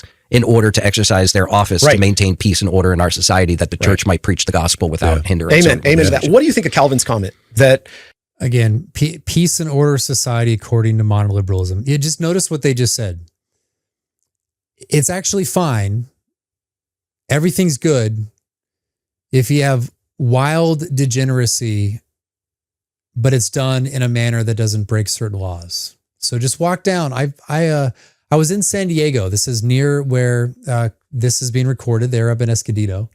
I was down in San Diego walking around in the evening, and the sort of degeneracy that you see walking just down the streets, that's actually fine. There's no real, I'm not saying that they affirm degeneracy. I'm saying in the eyes of their political theory, our nation is not meant to sort of suppress that through social custom or through law. It's simply to prevent people from rioting in the streets. That's it.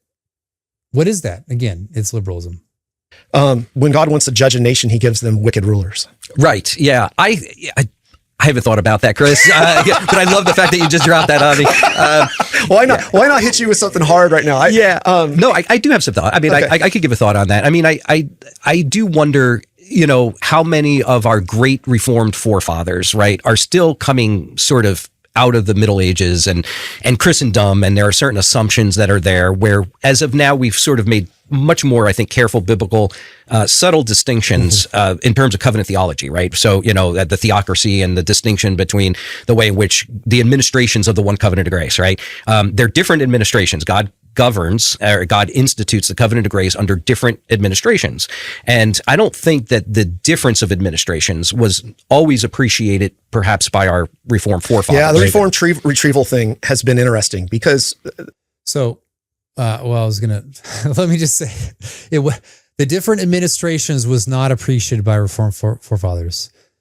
They were distinguished. This is one of the interesting things. It's like you have these guys who knew everything, not just theology, they knew law, politics, ethics, rhetoric, philosophy, metaphysics, they knew everything.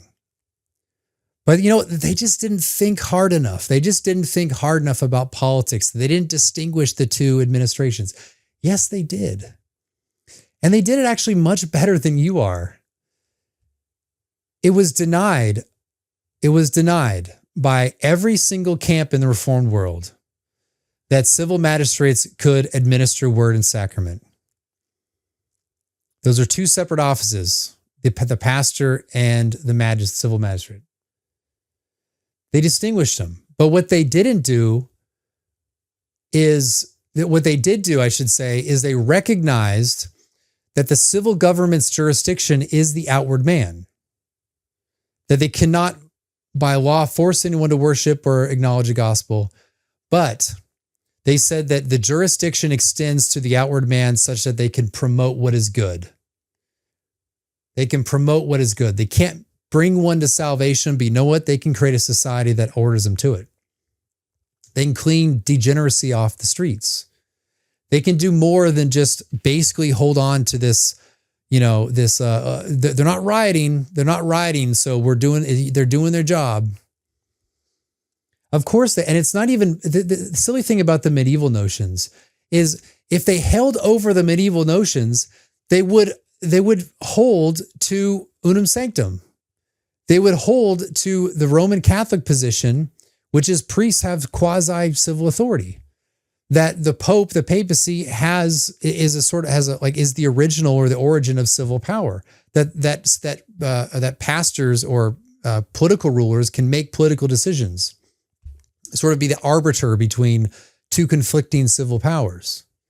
But no, they thought deeply and hard about this, and they recognized the basic truth that civil government can touch the body, that is the outward man, and they can order them to the good. And why is that? I mean, I wonder, this is hundreds of years of people recognizing that distinction. And then all of a sudden in the 1990s, we discover, oh, wait a second. They don't have that power. They have a power, according to our own milieu of the limits of power that just happens to fit perfectly within 1980s Reaganism.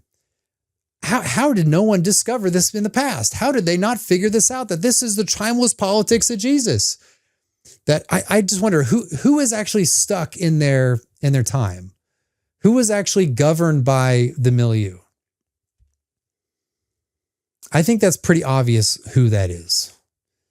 You have hundreds of years of many different places across Europe, not just taking the medieval notions of politics, but actually making them consistent with Protestant doctrine, making them, not creating these artificial limits that sort of gets the politics that you desire, that affirms all your priors. let's face it, on political theory, I don't think the reformers were always right. Sure. And that's okay. Yeah. Like we can say The thing is, they okay. I'm gonna get upset now. They don't understand what the reformers believed.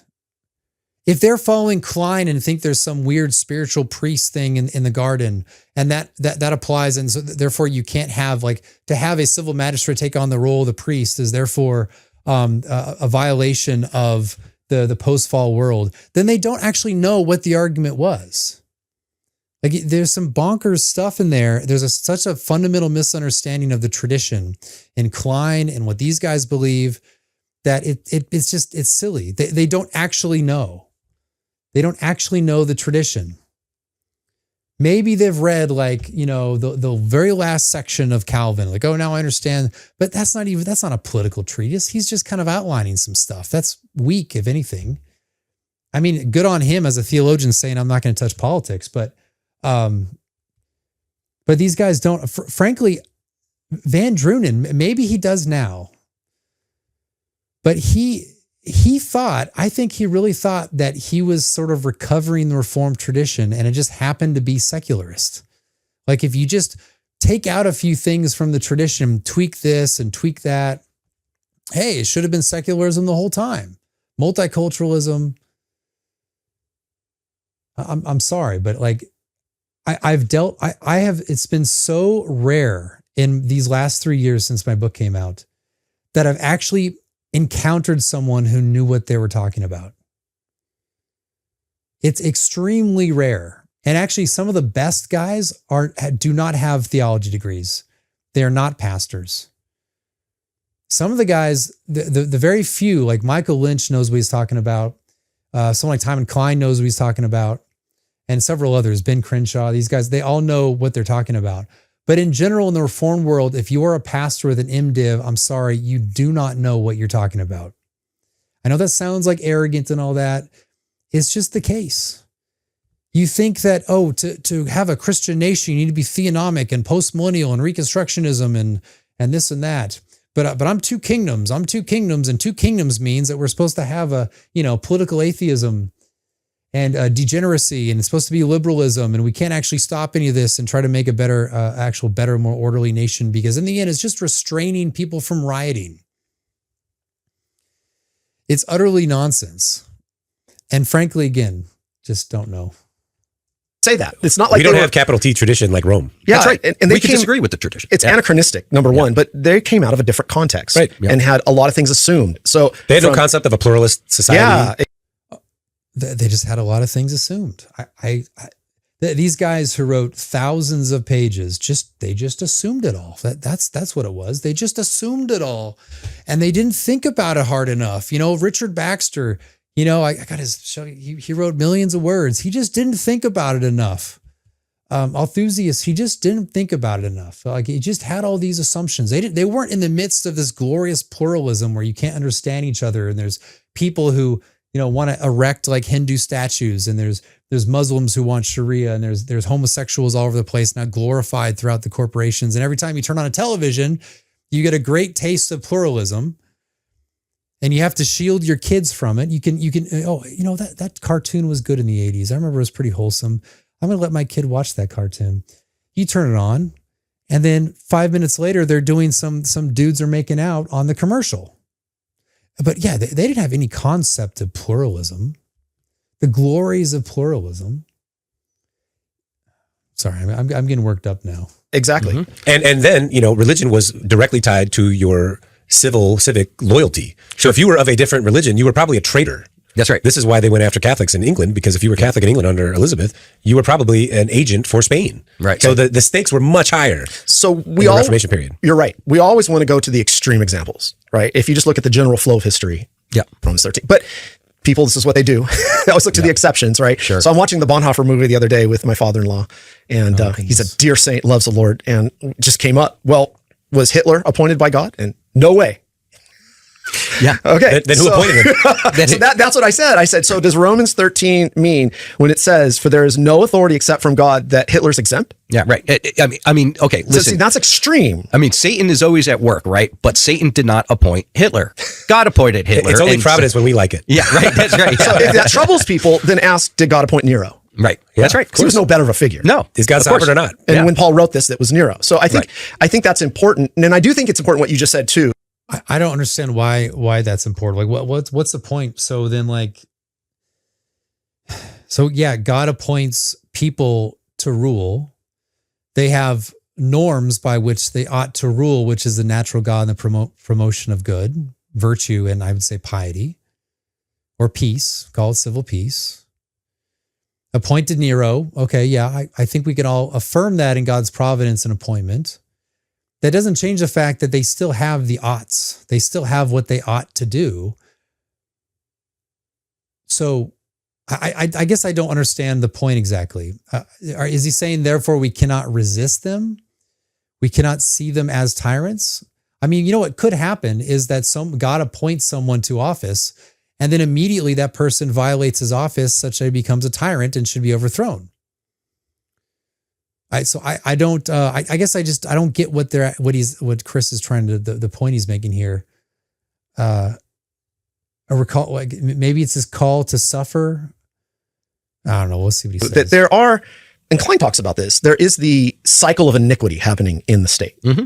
And there is bestial powers. This is Revelation. When powers go bestial, this is what the book of Revelation is all about. How to live when you have the bestial nature of the state rising up in its antithesis against. That does happen. We need to say that. Absolutely, yeah. But all of that too is also part of God's providence, and he prophesied it within the scriptures that this was going to happen, that the church was going to suffer in the interadvental period, and the state is going to be oftentimes an agent of that suffering. Right. Be faithful unto death. But be faithful unto death. To use the expression on Machen's tomb. Right.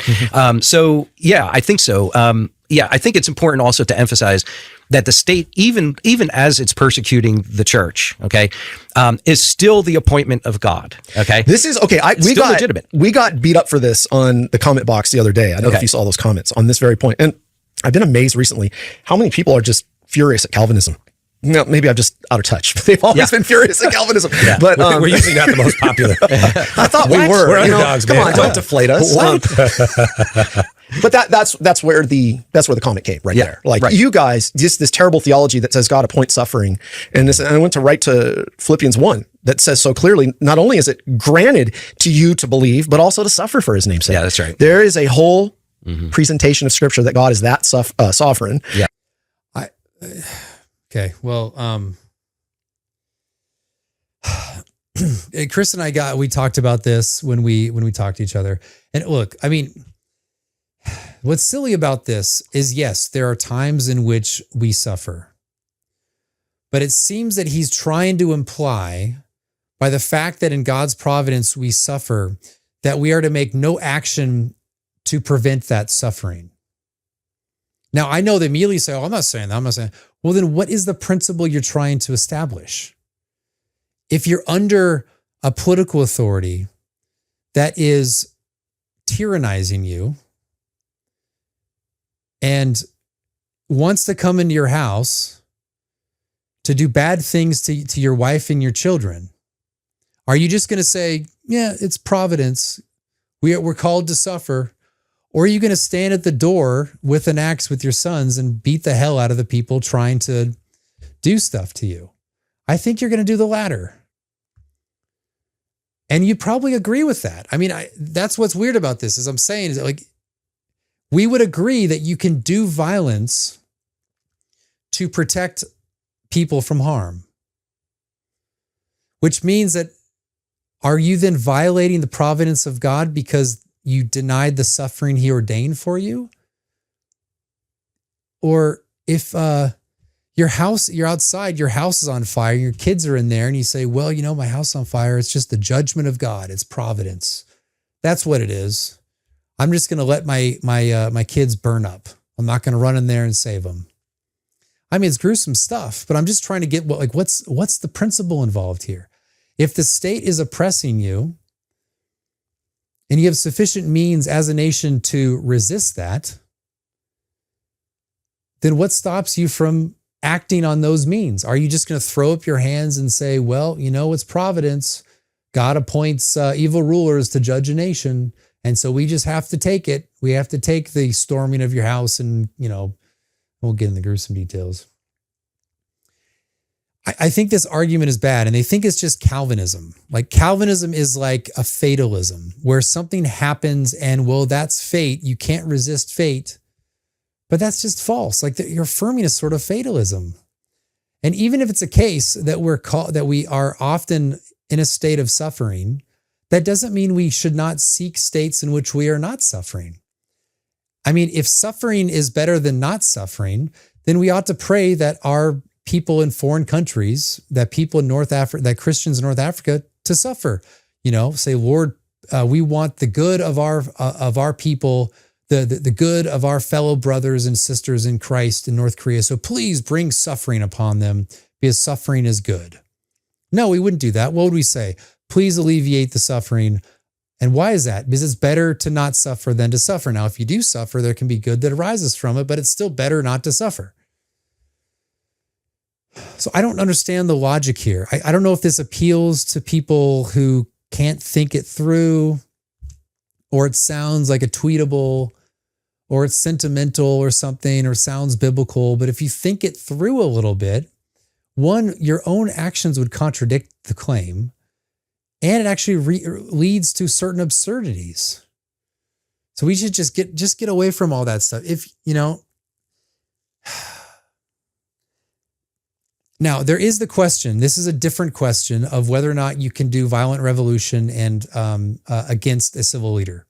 So that is, in a way, a different question than someone coming to your door wants to kill you, or whatever. Like you self-preservation. It is a question of I won't get into that there. So I recognize that is it is a different issue than your self-defense on the street or in your house. But I just think the overall argument that they're relying upon here is just not a good argument.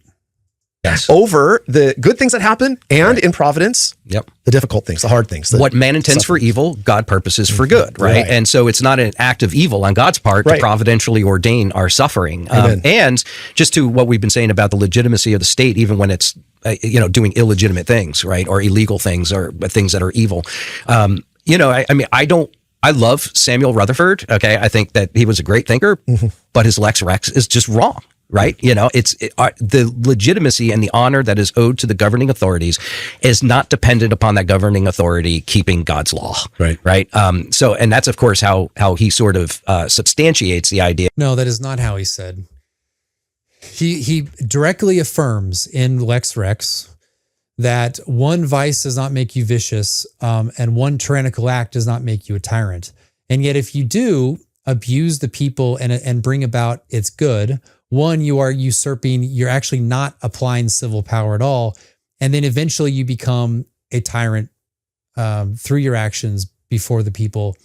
And you lose your legitimacy as a man, as a civil ruler, and you become just a mere man being tyrannical. And so he distinguishes between the man in his office and the man as the man.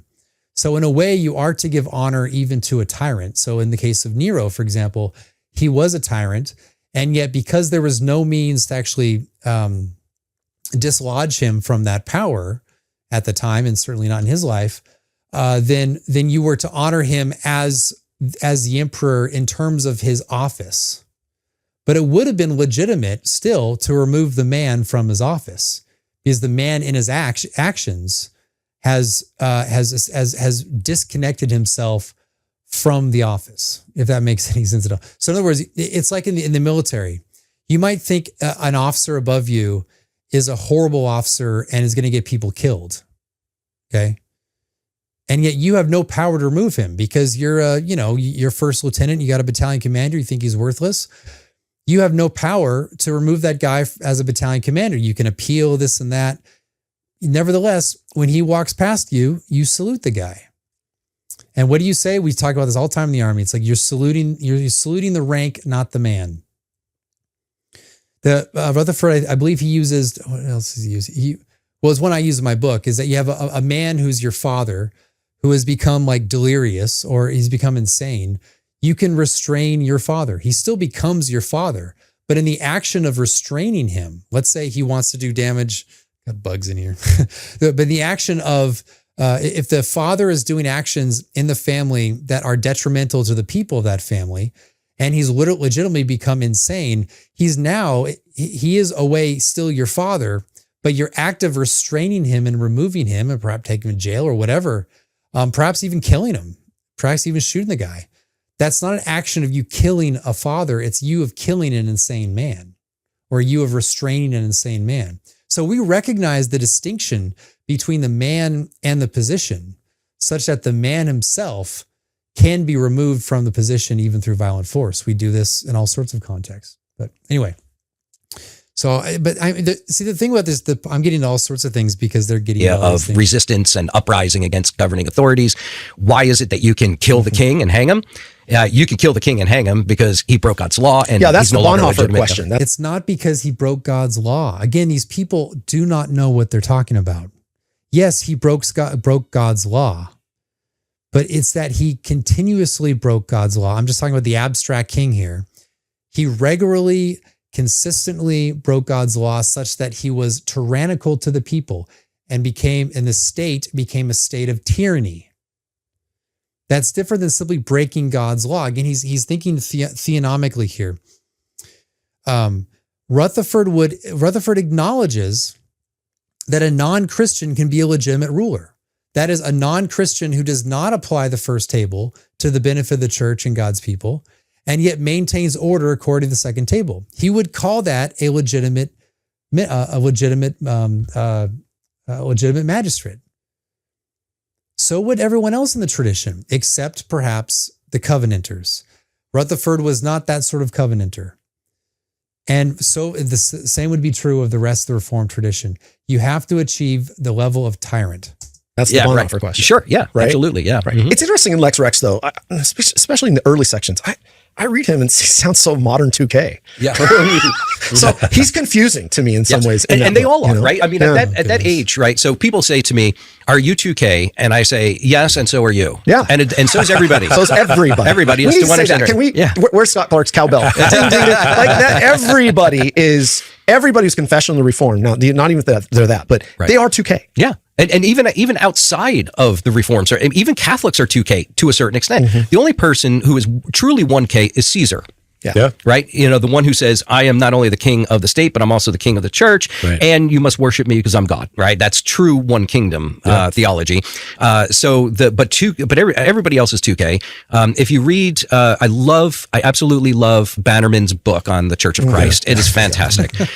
But, he has sort of an establishmentarian principle that's there. And yet at the same time, he wants to maintain the prerogatives and the purpose and the mission of the church and state, the distinction between the two.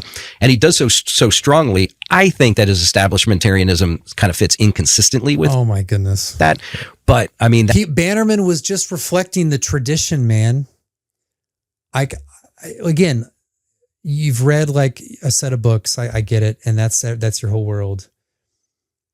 Bannerman hit what he says in that book, which I have it somewhere. It's on my shelf somewhere. What he says in that book is just straightforward, classical Protestant political thought.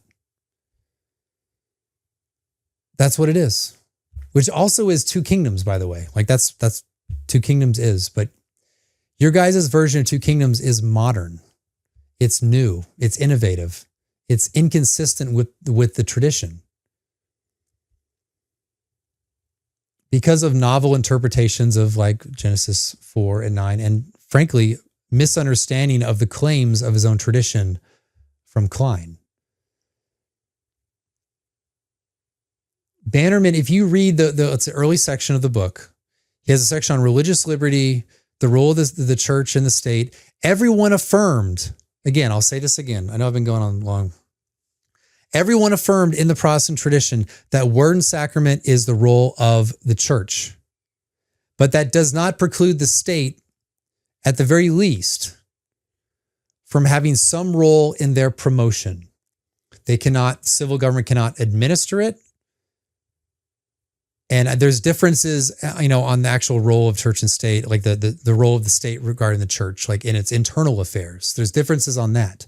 But even the most basic, the most, let's say the congregationalist view or the independent view, take like Boston, New England, they still affirm that actually the civil magistrate should promote true religion.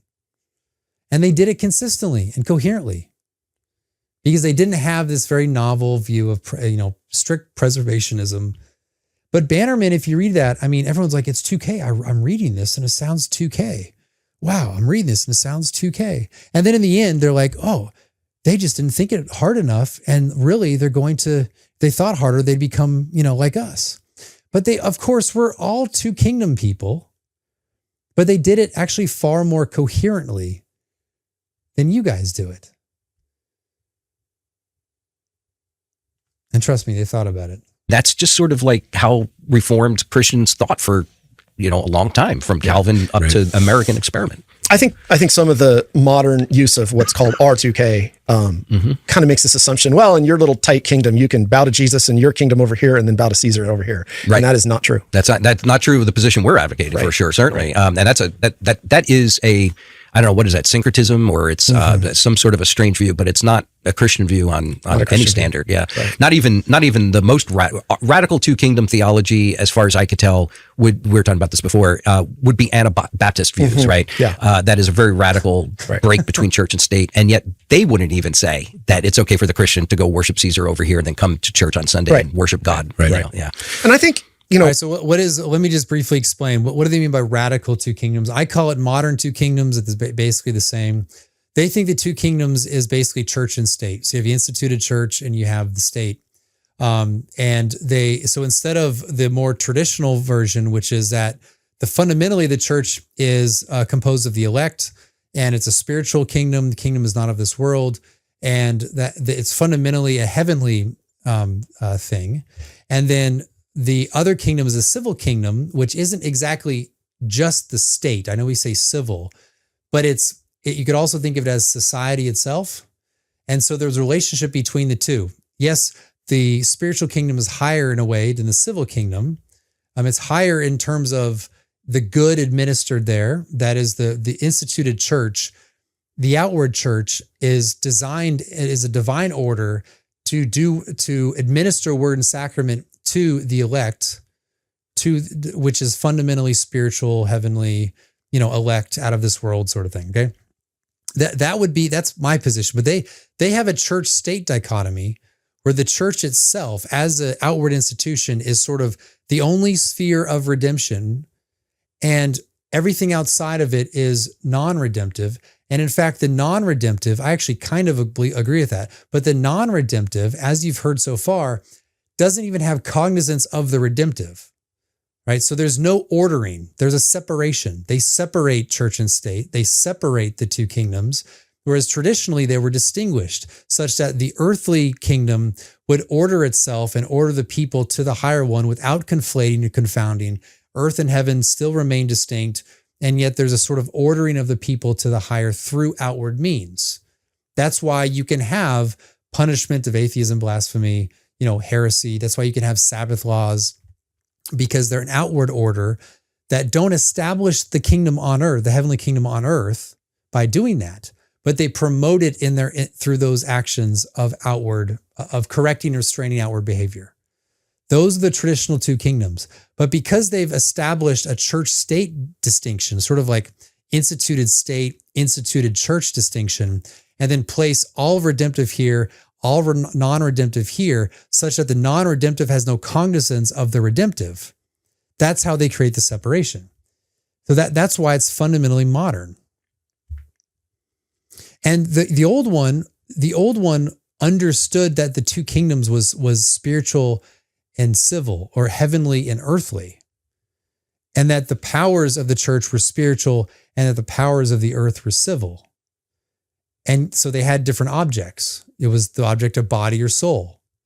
And yet, just like in our own body or our own being, we have body and soul.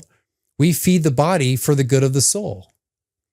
I've said before that when we get up before we go to church, we have our coffee, we get dressed nice, We get a good night's sleep that night. We might have a good breakfast or whatever, prepare in various ways. And to go to church, we're preparing our body for this very soulish activity of the church. The same thing would be true of the state. You are outwardly preparing the body politic such that they can worship God without distraction, without hindrance, and to promote that good in the spiritual kingdom. So, yeah. One last just sort of pastoral comment. This flares up everywhere today, these discussions, but you need to be patient with people.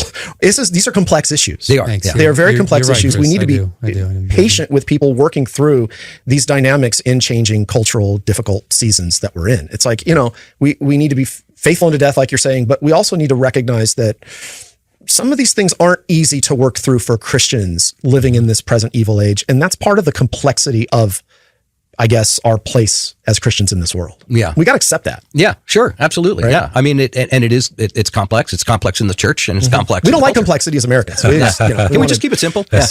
Let's get our tax situation more simplified. And then maybe we could talk about the transformation of everything else. Yes. Who's really paying or who in isn't. first century Israel, they paid 1 drachma was your annual tax to Rome. 1 day's wage for a laborer. That was your annual tax. Can you imagine? That's simple. How wonderful it would be to pay 1 day's tax for the whole year. Wow, man. I'm a fan. I'd rather be underneath. All right, they're doing witty banter now. So, be patient with people. It's hard for me. Good advice, Chris. It's hard for me to be patient with this stuff.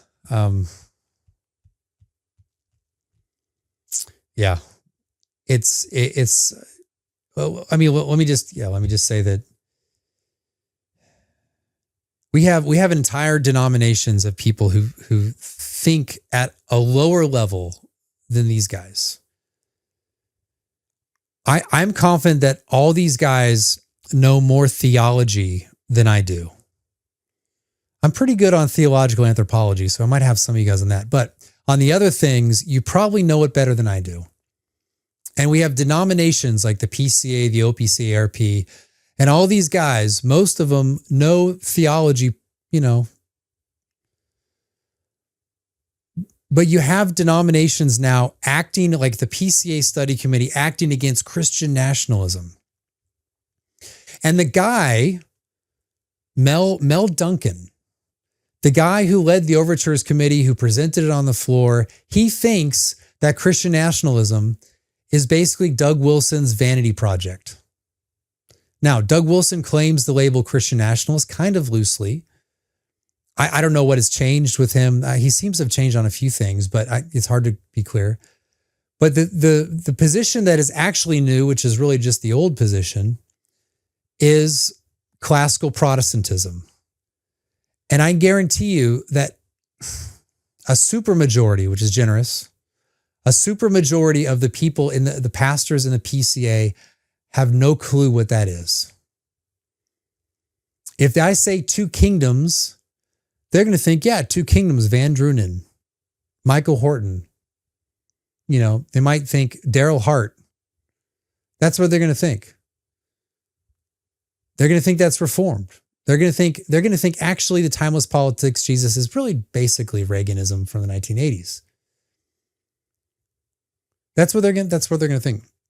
And they think that my position is post-millennial theonomic reconstructionism, or whatever term they want to throw out there, transformationalism, dominionism. I know during this video it might have sounded a bit arrogant, but it is pretty exasperating when you think about it. You can't expect every pastor or even most pastors to know these things. And yet they're asking entire denominations to make decisions about it. And I know there'll be a study committee, you put the right people on there. I don't know what's going to happen, to be honest.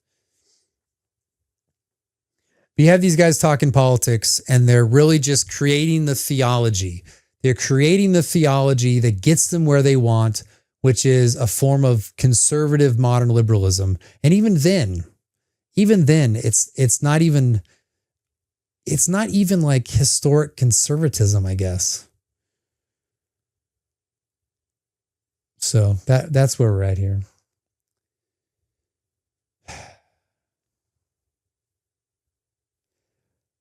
But things are changing. I'm convinced that you will have. I'm convinced that you will have more laymen who understand politics, Christian politics, better than their pastors. That will end up being the case. That is, in many situations, that is the case. And why is that? Well, because the broader Christian nationalist movement or new Christian right movement is creating articles and books and republishing old books and the retrieval projects of these old books, of these old writers. And they are going to be the ones reading them. They're going to be the ones taking seriously their own tradition. And they're going to stand before a minister, and the minister is going to give the talking points of the kind of dumbed down, summarized version of modern or radical. It's not radical, it's just modern. I mean, what's radical about being a liberal? I mean, come on. It's radical. No, it's not radical. It's just modern and liberal. But they're going to stand before him. And guess what? It's going to be embarrassing because the layman's going to understand the issues and this guy's not.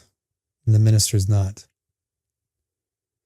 But I've heard that Kevin DeYoung teaches Bannerman's text.